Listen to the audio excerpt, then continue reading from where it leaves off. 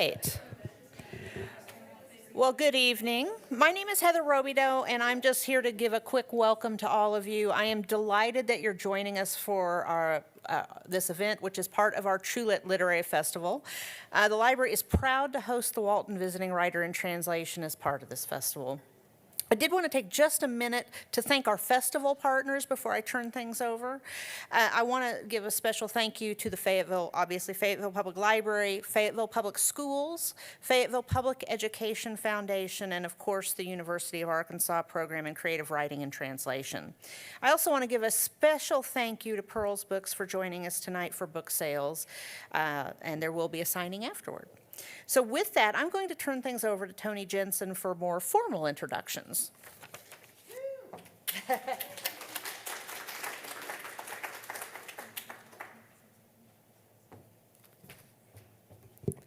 Hello. Hi, everybody. Thank you for coming out tonight for this reading by our Walton Visiting Writer in Translation, Rajiv Mohabir. I'm Tony Jensen, the director of the MFA program in Creative Writing and Translation, and that always feels a little strange because 99.9% of you probably already knew that, but that's who I am. We have a graduate student who's going to do Rajiv's introduction. Prachi Bhattacharya will introduce him in a moment. But first, I'd like to thank everyone who made this event possible. The University of Arkansas MFA program, of course, in Creative Writing and Translation, the Fulbright College for Arts and Science, the Department of English, the Walton Family Foundation, and the Fayetteville Public Library. We value our partnership with Fayetteville Public Library on these events, and we congratulate them on another wonderful TrueLit Festival. So without further ado, I'd like to welcome Prachi to the stage to introduce Rajiv.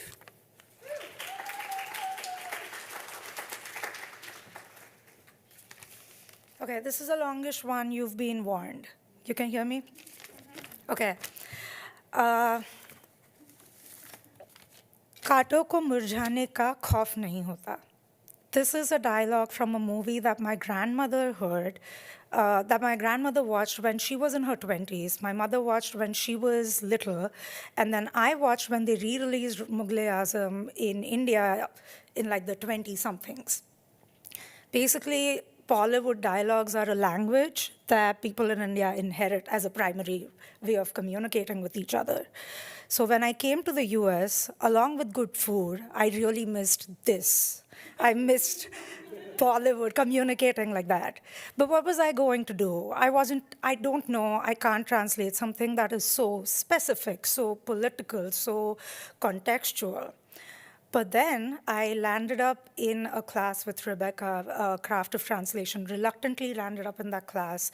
And she gave me a book called I Even Regret Night, in which Rajiv translates spiritual songs, devotional poetry written by an indentured servant in Anglophone Caribbean in Bhojpuri dialect.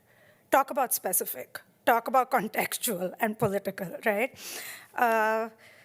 So that's how I was introduced to Rajiv, as this person who translates like across poetic forms, post-nation-state literature, diasporic language.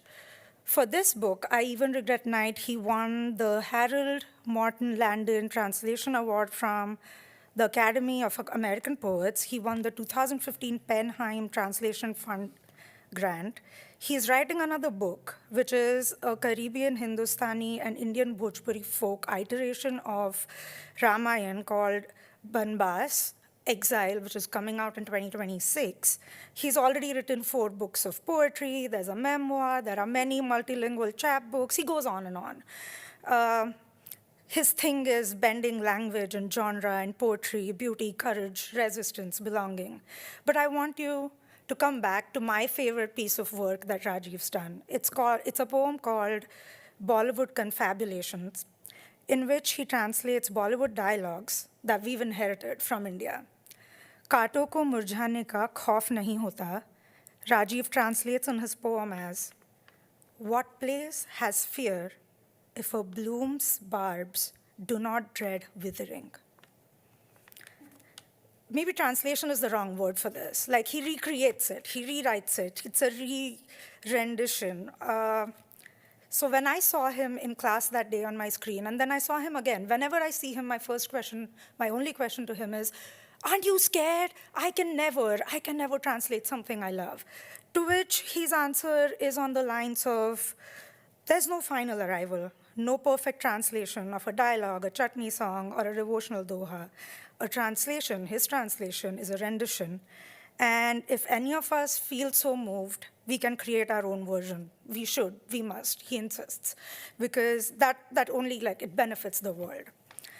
To the I can't do it part of my rant, he said, and I quote, Prachi, I call bullshit. So Rajiv, a person who was born in London to Indian Guyanese parents who grew up in New York City and Florida, who writes and translates across languages, cultures, identities, if someone like that tells you to get over it, you get over it and translate a dialogue you love, I guess. The thing I learned was that I could do it, I was just scared of the blending, the labor, the perfection. He said, get over the fear of creating, क्योंकि कांटों को मुरझाने का खौफ नहीं होता. And in Rebecca's words, we have so much to learn from him. She says, the things to learn from him, reassembling, liberating, and reincarnating ourselves through the reinvention and re-embodiment of our memories, ancestors, and languages. We're so lucky to have him. Rajiv.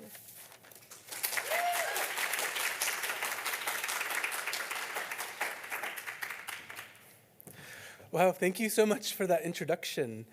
Hold on, just 1 second, please.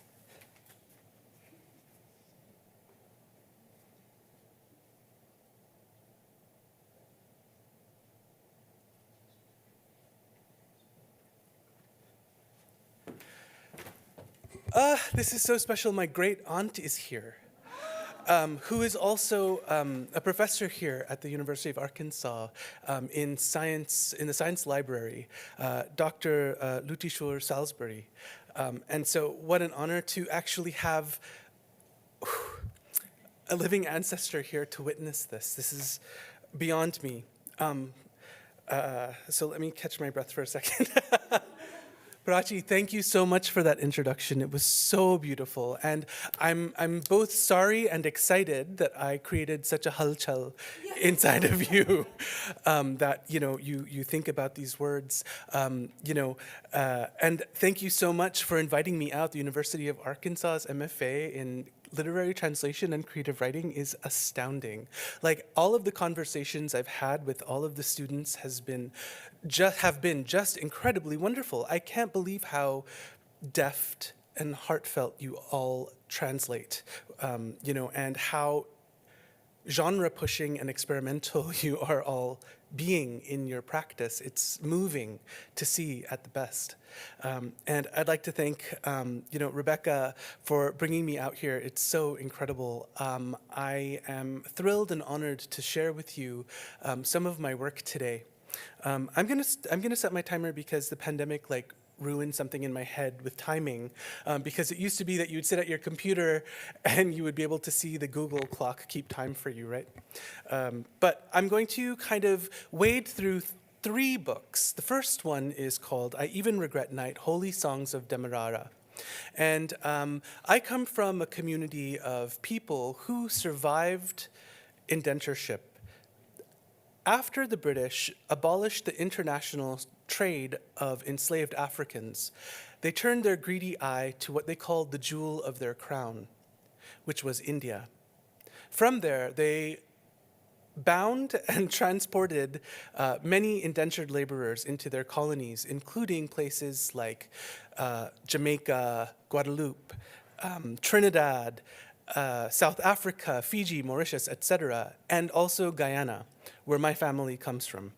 I, in 2013, was gifted a manuscript by a friend called Gayatri Bahadur, who wrote this book called Coolie Woman, The Odyssey of Indenture.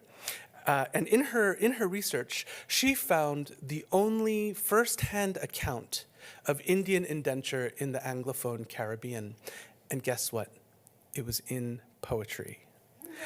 And that was really exciting for me because as a language nerd and also as a poet who is, capable in these ancestral language, in this ancestral language of mine, I found it to be kind of like a sacred duty to come to this text as not just a student of language, but also a student of my history.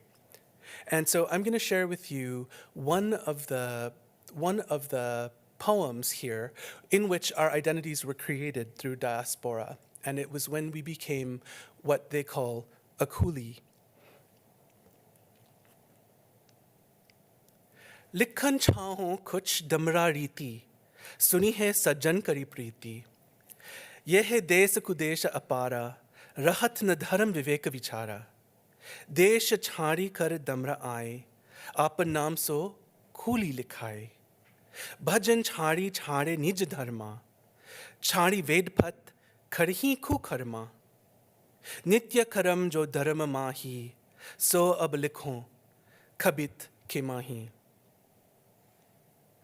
Me want to write a little bit about how Demerara day. Here, this country get bad kind people. Nobody not get sense. Me left in yan come Demerara side, and they call Abidis coolie. All the thing me been a left, the bedas, and so me come me shame. Me want to write little about how me live this side. So me write this.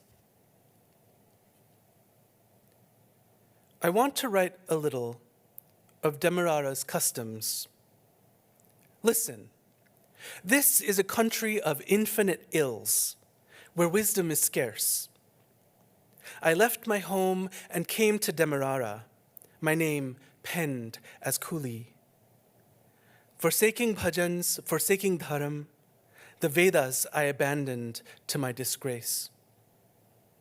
Of the routines of this Demerara life, I write these kavit, these verses. And as he goes on through the poems of the first third of this book, we learn a little bit about the foodways of the indentured laborers, as well as the kind of ills that they did survive on the plantation. And these are designed, this book is, I'm so excited about this book too, because it's designed to be a songbook, so that people in what we call Chautal goals, or in during the month of, or during the time of Pagwa or Holi, people like perform these songs with great dhum-dham se, like with lots of boisterous energy. And to say that I came to poetry through translation would be a kind of way that I describe my own ethics in both translation and in poetry. And one of my earliest teachers of epic poetry was my Aji, my father's mother. Her name eventually became Gangade Mohabir. Her birth name, her right name was Bhagwati Singh. And I'm going to actually, as a way of showing a kind of poetic inheritance for you, which all feed into the next project that I will share with you, I will sing for you one of her songs and do a translation into Guyanese Creole and then into English. This is called, and this is from my memoir, Anti-Man. Aji recording, How Will I Go? Oh, and by the way, I should also say, my grandmother was unlettered in any of the languages that she spoke. And this is part of an oral tradition that we are from that is being forgotten. And I feel so lucky to have been close to someone in my family who still spoke the Hindustani language and sang these songs. दुल्हन रोवे रोवे पिया के घरे जाना काहे के रोवे पिया के घरे जाना पिया के घरे जाना पिया के घरे जाना काहे के रोवे पिया के घरे जाना सासुर मारे मारे दाब सासुर मारे मारे बांस डंडा लेके सासुर मारे मारे बांस डंडा लेके सासुर मारे मारे ननद गाड़ी आवे पिया के घरे जाना काहे के रोवे पिया के घरे जाना सैया मारे मारे बांस डंडा लेके सैया मारे मारे बांस डंडा लेके सैया मारे गाले में बाही डाल के पिया के घरे जाना काहे के रोवे पिया के घर जाना. And in performance, my Aji would sigh and say,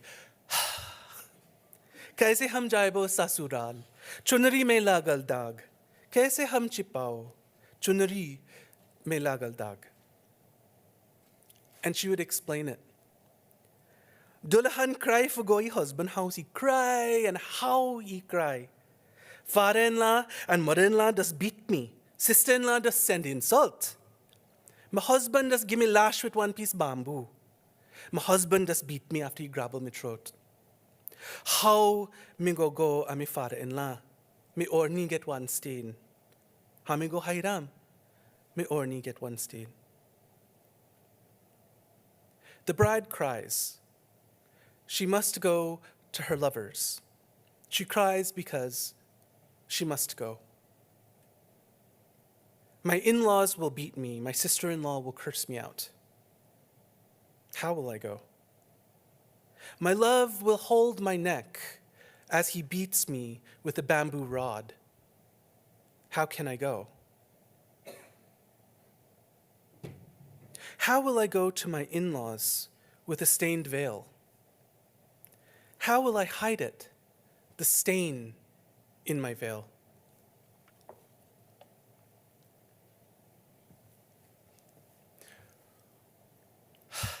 How indeed? How indeed do we go anywhere in this world in our veils so incredibly stained? The metaphor was never lost. Well, the metaphor was lost to me. But upon further excavation, the metaphor opened up the possibilities of what this means and what this meant for my grandmother particularly. To leave one's father's house as a woman to go into the married house means that so many things change. So many things become unpredictable. Will my father-in-law beat me? Will the police arrest me on the street because I do not speak standard English? Should I fear ICE? These are all such powerful parts of this metaphor. What does it mean to leave your home, to go to another unknown home? There's also a spiritual aspect to this. This body is not my home. We are here, souls, having a physical experience of reality. One day, our stained veils will loosen and blow in the wind, and then we'll go home. And to think, I might be the last person in my family to sing this song. And that's like really troubling to me. And it's not that I feel like I'm here to save the world, but I'm here to sing that song because my Aji was important to me. If she could see me now going across the country and like singing her songs to university people, you know, in public libraries, where, you know, she couldn't read and write. And so it's, you know, always by invoking her name that I feel like my translation work moves forward, and especially in a place of performance, because of this gift that I inherited from her. Which leads me to this next project that I'm working on, and you are going to be my guinea pigs because I don't know if it works. You're going to have to tell me whether it does or not. And this is what I'm calling my deviant translation. Today I gave a little talk about what deviant translations mean for me, but here is deviant translation in action, where I take one Indo-Caribbean chutney song and I translate it into Guyanese Creole, and I translate it into English, and then I translate it back into Guyanese Creole, and then I translate it back into Guyanese Hindustani, and then I translate it into English. Rinse and repeat 25 times.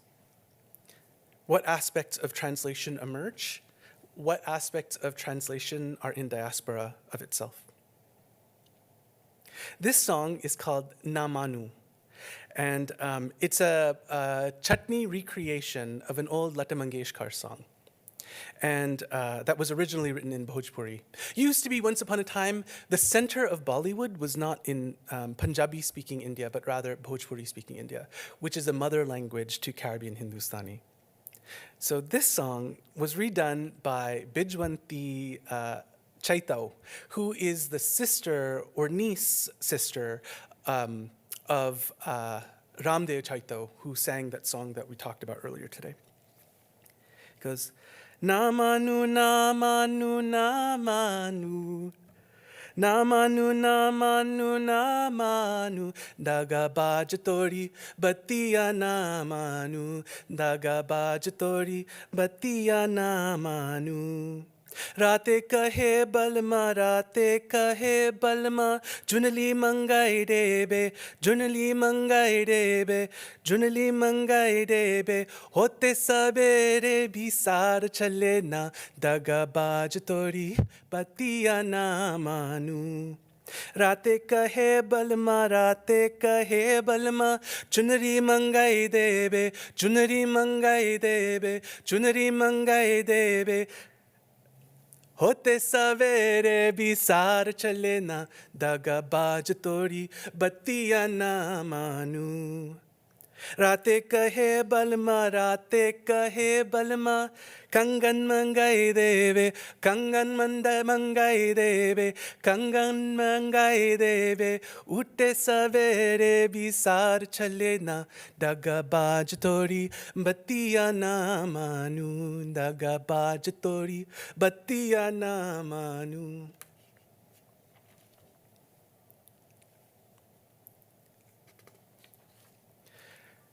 Swagger Man, Flymouth, Deviation A. Don't believe the recruiter's words. He asks for our light, our heads oil, and seats us in the ship hall. In the morning, he will forget his charge. He steals our orthnies. We wear white rags as we sit on our seamount. At first light, what will he remember? Stealing our little wealth, when our contracts release their grasp, they will leave us far, far behind and forget their Demerara history. Tohar baat hum na mane, Arkatiya ke battiya na mane. Hammar roshan mangila, hum ke jahaj par bithai hai, sabere u yaad na kari hai. Hammar orthni मांगे के लूटेला हम के काला पानी पार बटाई दे है दिन पेड़ त हम लोगन के छोड़ दे है हमार हाथ के कंगनवा भी लूटेला गिरमत बंधी दिन भाई हम फाचे छोड़ दे है हम लोगन के भूल के Deviation L. You one real liar man. So talk. Minago mine. The moon ke light shine bright, bright. And he put me sidong on the ground. In the morning, Igo gan left me. Sidong right ya. Right now, you want take me or ni. That me must sidong panam. When a sun come de lungera gan. The scamp thief me bangle them. And he put me sit on Canada. Day come and you not go there. Now forget what you been talk. According to my Aji, and I actually have some translation notes here, so listen to this. According to my Aji and the historical record, since some people were kidnapped to go to Guyana, some went willingly. My question is, can it have ever been a willing departure from a homeland when the British falsified the conditions? No one ever spoke of the 80 days at sea, the way the ocean travel would bring disease and death, driving people into madness. I cannot hear this song and think about this betrayal without considering Krishnaji and his betrayal of Radha, and the ways in which the British betrayed my ancestors, brainwashing my entire community into believing that we are better off for our bondage, that we escaped the poverty of India for opportunity. This myth is a demon. It haunts me still. Deviation 8. I shouldn't believe you, deceiver. Your words I shouldn't mind. At night my love sits me in full moon's light. Come morning, don't neglect me or forget your words. My balama tells me at night, places me to sit on my veil. At dawn, don't leave behind the thought and go.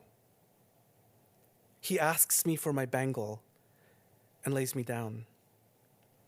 At daybreak, don't fail our night. Deviation 11. The whole time you sit on, me watch your mouth. While you talk, how me pray, how me want take me or ni. Come lao you sit. The moon a shine, shine. How you go forget this? The sun de gold, gold, and me want for wear on me hand. When I write this in Guyanese Bhojpuri,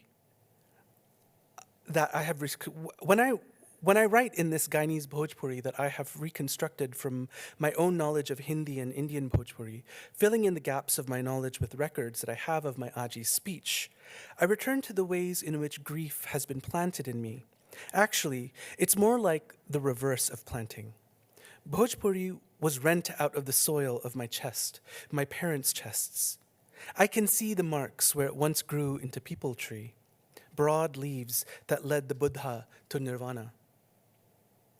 It is a particular kind of nameless grief, the hollow left behind that keeps me clutching my chest daily, searching for meanings and usages of words that I feel like I should already know, contexts for idioms that are just out of my grasp. Tied into this is my love of culture and my hope to transform myself. Uje tu hamse bolela. Oh, deviation 23. Je tu हमसे बोलेला न भूले कल रतिया कलता रहे बाकी आज के दाम चांदनी में बैठल सुबह बिहान के खर भूत के सपना ओ जान रात में जन्म लेला खाला जबान तो हर जैसन झूठा हो जाई चुनरिया कंगन हमार सब जवरिया खो गईले सवेरे तू भी हमसे खो जाएगा. Deviation 12. Swagger man, flymouth, what is true? I take in the raven moon's glow. So when you deny me, I'm still opalescent. Why veil this shine for a liar's night? A mind wipe serum. My churas are not shackles. It's morning, and I'm gilded. Actually, now that I use the word opalescent, it has a new meaning given Taylor Swift. Wow, I'm bringing up Taylor Swift in my reading. Sorry about that to everyone. Deviation 13. This is like quite a, what do you call it? Quite a thing to sit through, right? To go through translation to translation. So maybe take a deep breath right now with me as I flutter around. Deviation 13. Sugar floss melts in dew, forgets its threads, any spun yarn. So what thing is moonlight? Who deposits amnesia for even a woven veil to dissolve from your memory? Despite my ornaments exquisite and golden forged, all lost in the ephemeral jewels, globes of hundreds of tiny suns, bending grass into pranam, which is both greeting and leave-taking. I think that in my own transformations of this song is a subconscious grief that I have written in of what feels when my language has left me. Most days I feel like a liar myself, like I pretend to be someone I'm not, assuming a personality in a language that I only pretend to speak. When I published my collection of poems called Cutlish, I had to triple check my words because I was in disbelief that I actually knew enough of my ancestral language to write this phantom language, no matter how rudimentary. What I have learned is that I can produce literary works in all of these languages, Hindustani or Bhojpuri, Creolese, and English, to help with building up an archive of Guyanese Bhojpuri, and to also put in the effort to keep what knowledge I have alive. I will not have descendants of my own, birthed of my own body, but I will have intellectual and artistic descendants that I am dreaming into a lush courtyard. May there be people trees, thick and powerful. Deviation G. A song from laborer to recruiter is a song from laborer to recruiter. Is that why it is so sonorous and resonant all these years later, summoning the ghost of tide and bond? How even as language receded from us like a tide coolies couldn't release, still can't let fly the story, or rather it possessed us in the dance halls as soca chutney, a music salve for the pain of forgetting into the boats, and we are haunted by memory of a promise of return. But it wasn't about the physical return, but a return to wholeness as India that our masters and owners reneged on, denying generations any passage not rum-doused and sun-scorched. Is this why we dance so fiercely in the moonlight? Is this...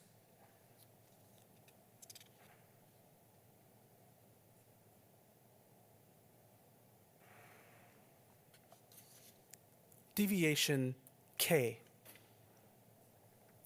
What part of me is memory? The skin and muscle? Neuron and fat? Don't believe in God. It's a mean lie it's a mean lie to lay you down, to strip you of cloth and gem. You are not headed any place but into the ocean as cremains and pearls of bones, not quite machine smashed. Did you forget? Is it beautiful this morning where you think you are?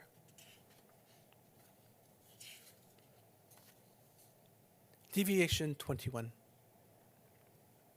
मेरे अंदर याद कहाँ रहती है? चर्बी में या हड्डी में? भगवान में भरोसा यही है. ठग विश्वास तेरे सब कपड़े लूटेगा. ये अंग कपड़ा भी है. भले ही चांदनी पहना है, कंगन धातु से बनाया है. चादर ऊन की या सूती की चीज है. नदिया में भस्म डूबेगा एक दिन. राम रहीम हो तो भरोसा है क्या?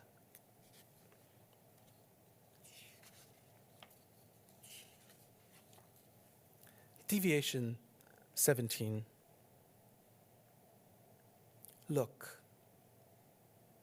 Wamino migotelya, the man come, and thief all meeting them. Ikam kanami, and talk so lie talk, and me been hunted for lie down. Way put the orni. But one matiya able see a night. Come daylight, dopaheria, ina remember. Me name bango. How the moon a shine, oh gas. How the moon been a shine.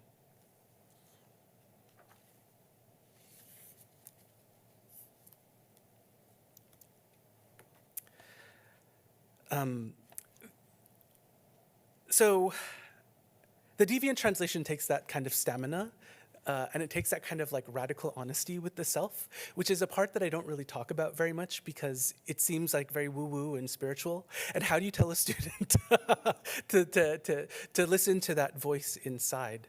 It's like, I feel like that's kind of like the hardest thing to do, and it's also the hardest thing to speak about. So all of you who are engaged in translation, maybe that's something to think about. I'm going to finish with one more song from my Aji. And this was her favorite. She always used to sing this one in particular. And I remember when she died at her funeral, we all met up and I sang this song in eulogy of my Aji. And so maybe this is the opposite of eulogy. Maybe this is a sohar, a birth song that I'm singing for the new generation of writers to go in and change things that need changing. Aji recording a song for the lonely season.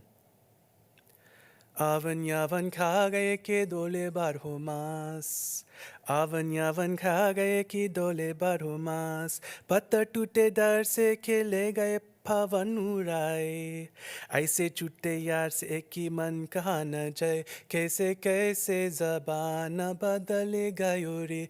कैसे कैसे ज़बान बदलेगा यो रे. ओ कैसे कैसे ज़बान बदलेगा यो रे. ओ कैसे कैसे ज़बान बदलेगा यो रे. Just so India change. Just so the world change. Avan yavan, the wind that blow a tree, how petal broke from the limb and fly out. Just so milab gan, where mi heart ko stan. How time changes everything. How the world too changes. Wind plays a folk song on the trees. Blossoms shake. A petal flies, broken from bough. So too my love left me, abandoned.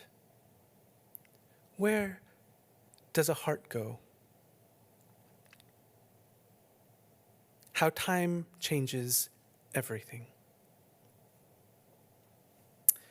Thank you all so much for the gift of your attention.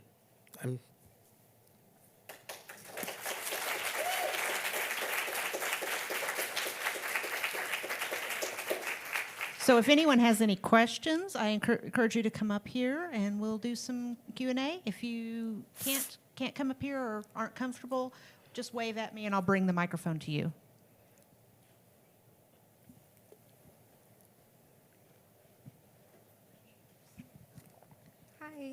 Hi, okay, is that loud enough? I just want to thank you again for reading and for giving the craft talk earlier that for the MFA students. But I'm really interested in how your family plays and your family history plays such a big part in your work. And I'm really interested, I guess, in I'm not a translation student, so I'm and I'm also first year, so I'm pretty unfamiliar with translation as a creative process. But I'm pretty interested in how you kind of balance your own literary and poetic voice with balancing your family history or your family voice, and how you balance those things in your creative process. If you have any advice on that balance. Yeah, thank you. I mean, it's such a risk always to write about family and concerning family because no matter what you do, you're going to piss someone off. And I'll say this, the most risky thing for me was to publish my memoir, which is totally in honor of my Aji.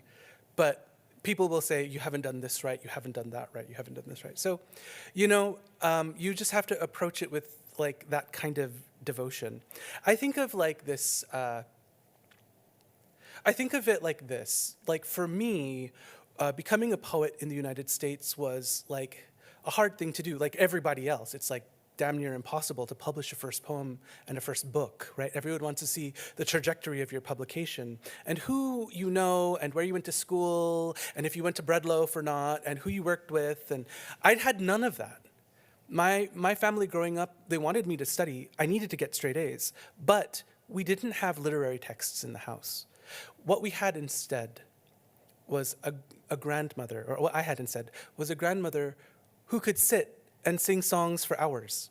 And just, it would be so wild that nobody would really understand what she was saying because there was no real understanding in my generation of any of our the Hindustani language. And it's through this whole oral culture paradigm that I first came into poetry, and that was through translating my grandmother's songs. And I had to learn 2 languages to do it, meaning I learned standard Hindi before I realized my Aji wasn't speaking in Hindi. And then when we could develop a mutually intelligible lingua franca between us is when I started to learn Hindustani, her language. And then that's when my ears started to become accustomed to the poetry and the practice of poetry in what she did. Breaking into the literary world of the United States, coming from my ethnic community, is impossible, or was impossible at the time. As of right now, there are only 2 other Indo-Caribbean poets who have published full-length collections of poetry living in the United States. That's not to say people haven't published in Britain or in Canada, but in the United States, you know how insular we are as a nation, in that like outside of the what is the percentage of books read in translation per year in the United States is abysmal. And so this is kind of like the heritage that I had coming into the work. You know, I feel like now I'm just rambling, so bear with me. This is a wild story. But I was a public school teacher in New York City when I called my mom to tell her I've just been accepted to an MFA program. And she's like, oh, what's that? And I said, a Master of Fine Arts. And she's like, oh my God, thank God Almighty, you are doing something that can make you money. And I was like, my mom is so progressive. This is amazing, you know? And then she's like, yeah, a Master of Finance will serve you real well. All of this to say that she couldn't even hear fine arts. And so then how could I write about someone like that ethically without making her the butt of a joke, you know? And so my mom actually has a doctorate from the University of Florida, and she was in, a specialist in curriculum writing for math and science. So there's this other thing that happens there. But I know you didn't ask about writing about family and the stakes about that, but you were asking about how to write from a place that is authentically your own and something that is a little bit more collective. And my answer was to hopefully show you the shades and the nuances of that particular familial context as well as a national context. Bridging those 2 things has been kind of like what I've been doing in the United States since writing poetry. What does it mean to create a platform for a forgotten people? I have no more answers other than that question.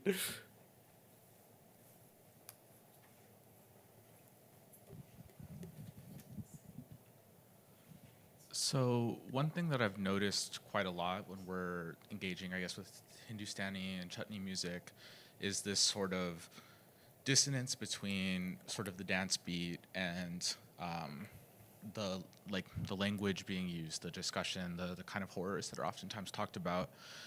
And I guess like part of what I think about is how like folk music becomes sort of an opportunity for resistance, right? And I'm thinking about what the like mode is medium. I apologize so much. I'm just talking through my thoughts right now. But mode is medium. Like when I think about, okay, we have this like anti-colonial resistance project that's sort of embedded in this dance music. And to me, that becomes like a combination of a celebration of that resistance as well as like a mechanism for like haunting us with meaning, for making sure that these songs are remembered and engaged with and passed down. And so I guess one of the things that I'm most curious about is sort of this balance that you have to work with and engage with in terms of like by making in some ways the literal meaning of the text so available to like a colonial language. Like, you know, how does that balance work for you? What is your project working with in terms of like engaging with this process of like refamiliarizing, like, apologies to all English speakers in the room, like refamiliarizing a colonial power with like a language system and a resistance movement that's sort of like flown under the radar? Yeah, thank you for this question. It's so incredibly wonderful to think about because of the problematics that arise from this. One of the major things that I think about is like Frantz Fanon in The Wretched of the Earth talks about the lumpen proletariat and how their dance destabilizes occupation and destabilizes empire in that it is unpredictable for the colonial master. And so what that means for me is also there's music tied into that and musicality. What then does it mean to write poetry that also exhibits this similar kind of musicality at the line level for me in the translations to hold that as a repository of that kind of like, let's call it post-colonial or anti-colonial intervention. You talk about refamiliarizing the colonial power with systems of the poetic systems available to various folks of the post-colonial world. And I think about this this might be a little bit of it feels like a cop-out of an answer, but like it's actually facing my community and saying, don't forget your language. Don't forget the resistance inherent in everything that we've done. Because you are 100,000% right that in Bhojpuri folk songs, in Caribbean Hindustani folk songs, there is this anti-empire foot forward. And in fact, one of the pages that I skipped over was this study that was done in 1974 by Ved Vatuk, where he went into various villages in Guyana and recorded the protest songs of the East Indians who revolted against the plantation masters, and the kind of like cultural productions that came out of there.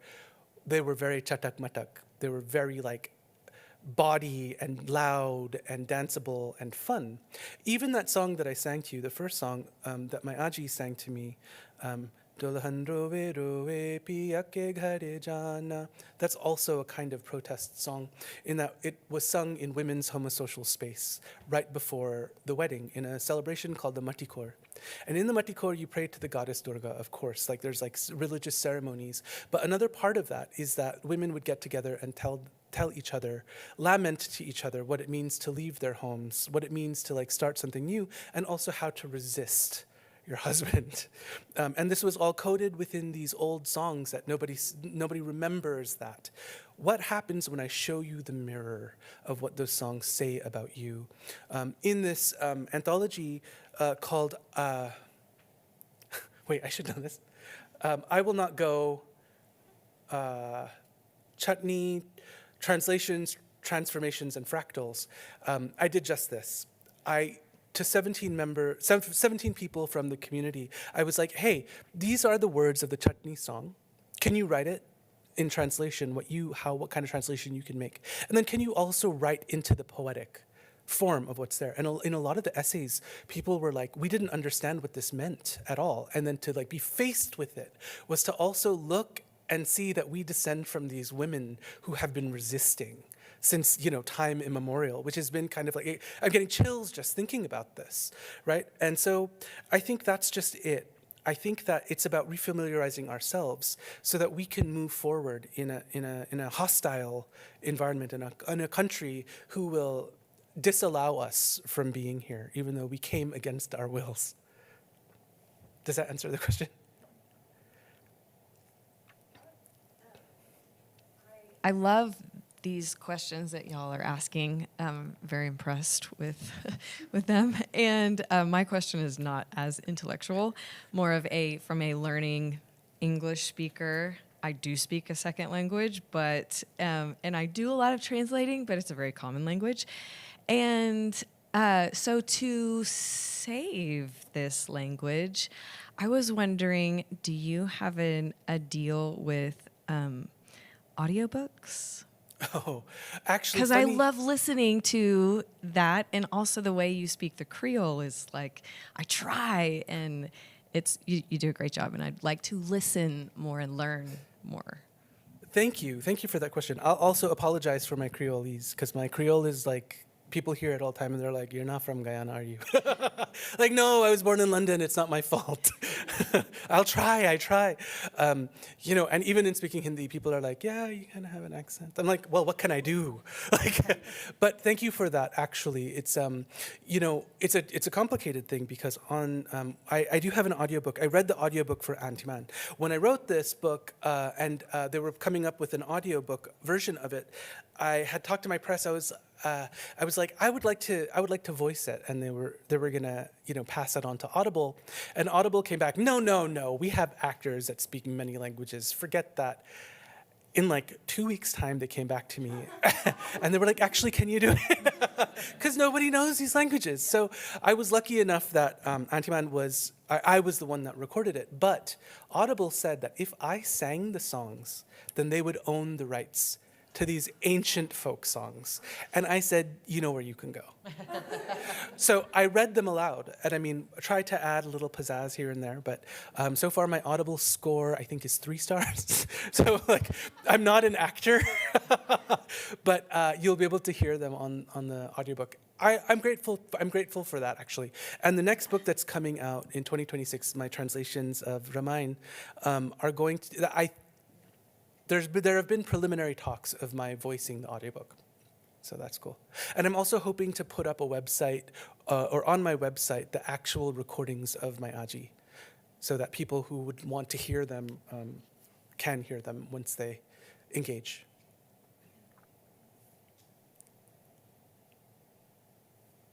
Additional questions? Hi. You are so prolific. Can you talk to us a little bit about your practice, routine, discipline, lack thereof, hopefully, but surely not? Well, I'll say this. For a field to be productive, it has to lay fallow. So there are downtimes, like, Brenda Shaughnessy once said to me, she's like, when the year that your book comes out, don't try to force yourself to write. I'm also schooled from Queen's College by Nicole Cooley and Kimiko Han, who say to give yourself low-stakes writing prompts. Spend 5 minutes, use your notes app on your phone, and write something. It could be simply collecting images around you. And that's actually, people have commonplace books. Those are really great, where you take notes of the world around you and the quotes that you hear and the things that you're reading. That's also been really productive for me, as well as my image journal. I have a lot of journals, people. But the image journal is helpful in that, like, I try to force myself to write down one image that I find every teaching day.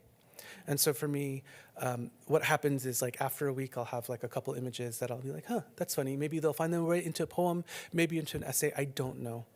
But, for so much for like prose writers, there's kind of like the imperative to show up at your desk at a certain amount of time every single day and do it as a routine. And I did that as I tried to write a novel. And I say tried to because I haven't sold that novel yet. So that might be the wrong thing to do. But I will say with poetry, like, it was in the practice of writing Whale Aria, it's absolutely something that I did, that I didn't check my email. I didn't read social media. I didn't do anything until I wrote a poem Monday through Friday every single day. And so, when you're teaching, you have to, like, okay, I teach at 9 o'clock, I better write this damn poem, forces you to, like, be like, okay, great. This is not going to be like, my, this is not going to be my Life of a Showgirl poem, but this is going to be something that, like, I will have ticked my box. And sometimes ticking a box is totally fine. And sometimes not ticking the box is fine, too. I remember days where I was catatonic after receiving some devastating news, and I couldn't write, and I thought something was, like, broken. Like I was like, this is not going to happen. This is not going to happen. And this is while I was a PhD student, and with everything like piling up on me, what am I going to do? What am I going to do? So, I mean, I have a lot of sympathy. And what did I do? I can't remember. Lots of chocolate. And also like lots of friends who I could like lean on. So I don't know, does this help? And I stir many pots at once. So I'm writing maybe what will become a couple books of poems at the same time as I'm translating a book, at the same time as I'm writing essays.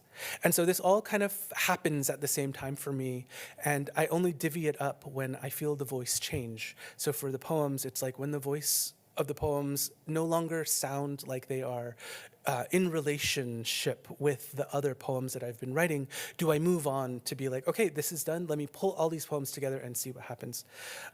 So Whale Aria actually was a dissertation project that's actually spawning 3 books. So the first book is Whale Aria. The poems that didn't make it into there are in Sea Beast. And the poems that didn't make it into there are in the third Whale book, which is also flash nonfiction, photo essay, and a field guide to cetaceans, sea mammals of the North Pacific. Totally nerdy.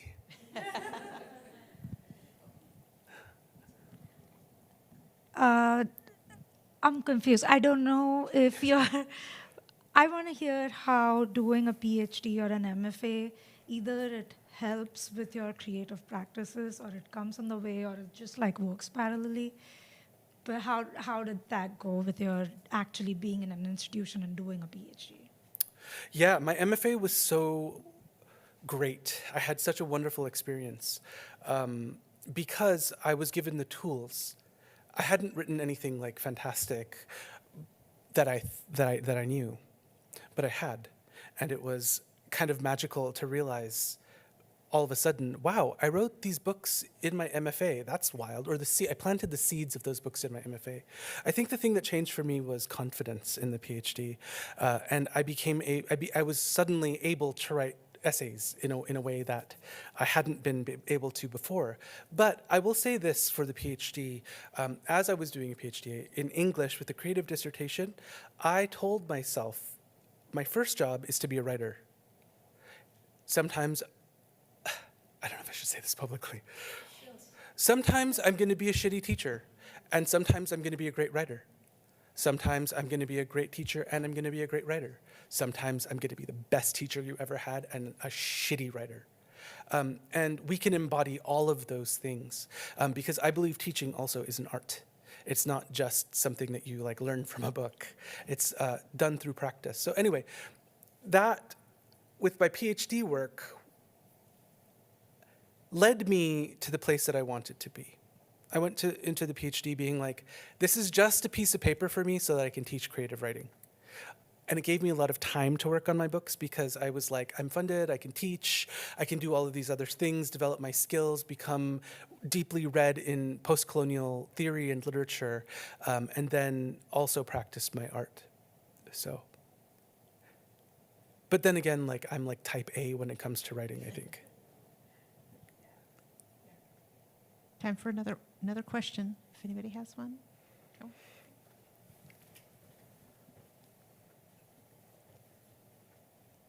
Thank you so much for the craft talk and that reading. It was beautiful. I'm interested with you being someone who's so kind of has such a wide bag of skills, like as a poet, a translator, memoirist. Of course, you can sing too. Now we find out. Oh no, that was terrible. I'm interested. Earlier in the craft talk, you said the memoir kind of came from essays that you wrote out of practicality. And then here you're reading these deeply personal, poems, songs, translations. I'm wondering, as someone who has all of this going on and the skill to do all of this, how from a practicality level are you deciding what your next project is, what you're going to really lock in on, or what you're going to focus most of your energy on? Thank you. Yeah, because it's so, our attention, is so divided sometimes as writers, and especially if we're like stirring money pots or whatever, I let myself fall down the rabbit hole of each project. And so what that looks like is like ignoring poems for a good 3 months and really just spending time translating. Or it's, mix and match. But I'll say this also, that I don't always know what my next project is. And I let that come to me. So like I mentioned in passing, I can't remember to whom or when, but that I'm writing these devotional poems. And I didn't know that I was doing that until I had amassed, maybe 55 pages of them. And I was like, actually, this is a strange thing that's happening here. Oh, funny, maybe that's what it'll be. So I don't actually always define my projects until after. And, with an MFA and writing a thesis and a dissertation and everything, you kind of have the point that you're focused on. I think like that works for a lot of people, and I'm 100% behind the idea of the book as project. Dorothea Lasky would probably be really angry right now for my saying that. But I do believe that that's one way that people work that produces such wonderful things. Like, what is documentary poetry and documentary poetics without the idea of the project in mind? And I think that, like, for some people that's like really great. And for me, it's proved successful in some capacity. Like, there's a literal book that I'm translating, right? Like that part. But then, like, what about your it's not interest, it's like curiosity. What about your poetic curiosity? That, I think, is like a better teacher and a better instructor for the writer you are than trying to rein yourself into a project. So if you think about it, like, this is my time to create. Is it going to be an essay? Is it going to be a poem? It really just, for me, it depends on what I'm reading at the time and where my mind is. Like, someone will say, "Oh, do you remember this song? It's on the Cranberries never recorded it. They only ever performed it in 1994 in Cocoa Beach." And I'll be like, "Oh my God, I need to hear what that's like." And so, my friend and I will like go back and forth, and she was there, and I wasn't allowed to go to concerts in that. When I was a child, or a kid, or a teenager, and